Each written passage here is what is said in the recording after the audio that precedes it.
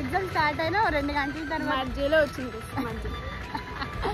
అట్లుంటది మరి మనతోని.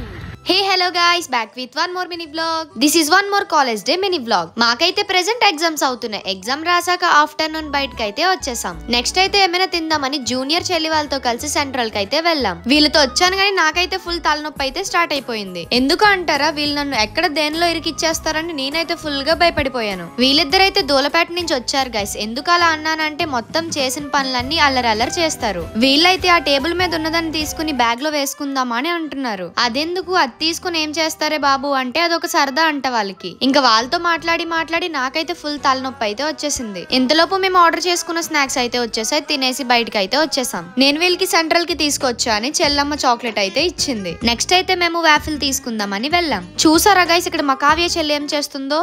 వీడి గురించి ఒక మాటలో చెప్పాలంటే మెడిటేషన్ చేసేవాళ్ళు కూడా ఇరిటేషన్ తెప్పించేస్తారు. వాఫిల్ అయితే తీసేసుకున్నాం. తినేసాక మేమైతే ఇంకా ఇంటికి వెళ్ళిపోయాం. ఇంటికి వచ్చి ఫ్రెష్ అప్ అయ్యాక మా పూస్తా చెల్లికి కాల్ చేసి రేపు ఎగ్జామ్ కి ప్రిపేర్ అని అడిగితే ఈ వీడియో పెట్టింది.